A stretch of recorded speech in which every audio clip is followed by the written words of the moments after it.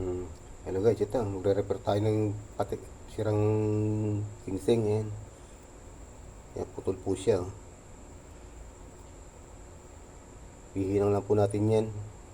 Pero may ano ba to, mga kabupukas ito. Yan, mga walang laman sa loob. Yan. Butas. Ayan. Yan po, re-repair po natin. Ayan o. Hello guys, ito. Kailangan natin itong yung naputol na singsing. Ayan. Kailangan muna natin.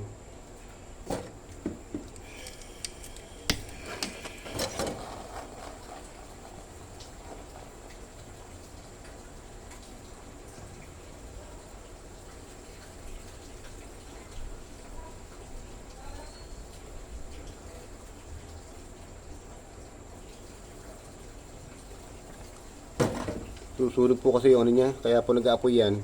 May mga alikabok sa loob. May mga alikabok sa loob yan, yung po nasusunog, kaya po ganun. Kaya po yung ano niya, loob niyan, marumi. Kaya kailangan po malinis po yan.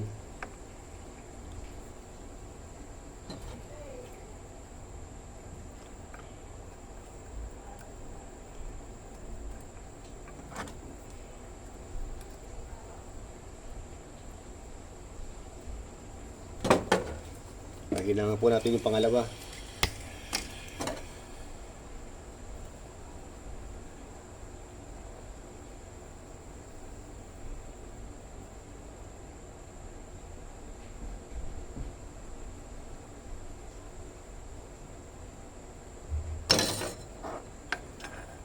Pa para hindi siya masyadong halata. Yan po.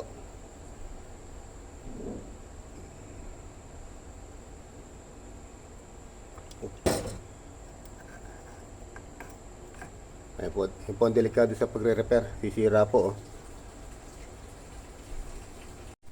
Ayan guys. Kaya pag minsan magre-repair, nadidisgrasya yung mga nire-repair. Ayan po. Sira po. Kaya konting ingat lang po tayo.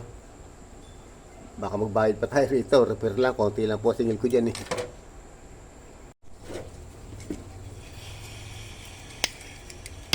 Kailangan po natin itong yung naputol. Medyo hindi po maganda ang niya. Kasi kangkabo po yan eh. Wala pong laman sa loob kaya mahirap pong ihinang, ilapat. Ayan po. Gagawa lang po natin ng paraan yan. Ayan. Medyo okay na po siya.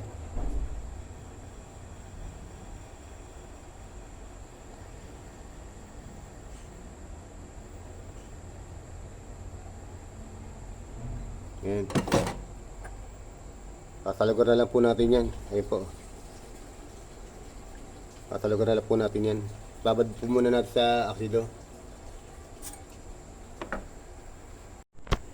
Ayan po. Kukunin po natin yung singsing na binabad natin sa aksido. Ayan po. Aksido po yan. Yan po ang ginagamit namin para matanggal po yung mga borax. Ayan po. Ayan. Babalawan po na natin sa tubig yan.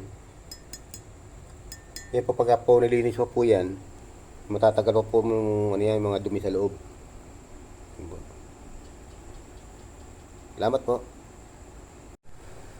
Ilagay ito. Ilagay po natin itong yung hininang nating singsing. Yan, tatanggalin lang po natin to. Tatanggalin lang po natin yung bakat ng pinaghinangan. Para hindi po masyadong halata.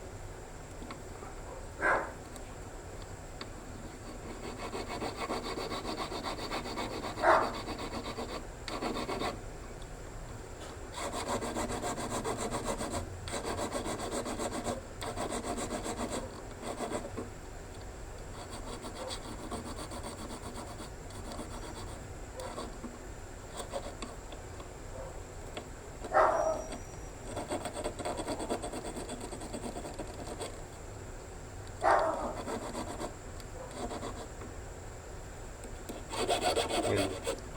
Kasi masyado pong halata siya pagka hindi po sila lugar.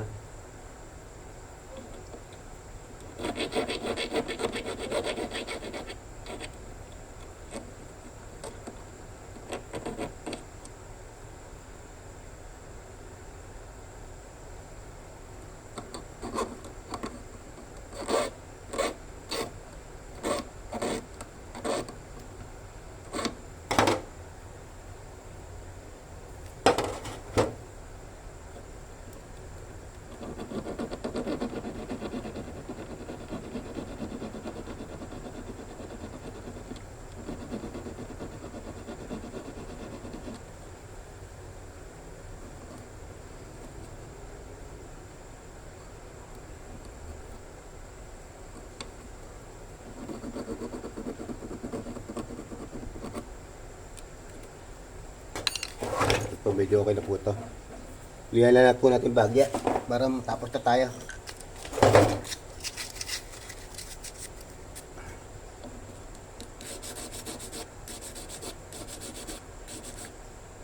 Kasi mayroon pong mag-repair ng ganito, mga kakabo.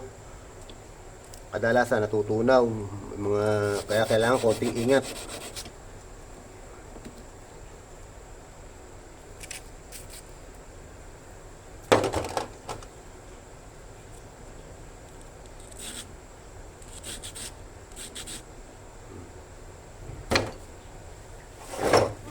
Okay na po siya. Salamat po. Hello guys, ito. Lilinisin lang po natin ito ng sabon. Para po magkaroon lang po kayo idea. Yan po. Para matanggal po yung mga alikabok sa loob. Kasi pinapatok po ng alikabok yung loob niyan. Yan. Para hindi na po kayo pumupunta sa mga sa mga gawaan. Yan. Abala, hindi na kayo maabala. Yan. Pero pwede rin nyo pong dalhin sa gawaan po yan. Yan lang po ito kung nagmamadali lang po kayo at ayaw nyo maabala. Ayan. Pwede nyo pong gawin sa bahay yan. Yung ganyan paglilinis. Ayan. Ganyanin nyo lang po yan. Ito po ginamit kong dito sa sabon na to. Itong Joy. Para madali po makatanggal ng ano. Ayan po. Kumikintab na siya. Ayan. Ganyan lang po gagawin nyo. Ayan.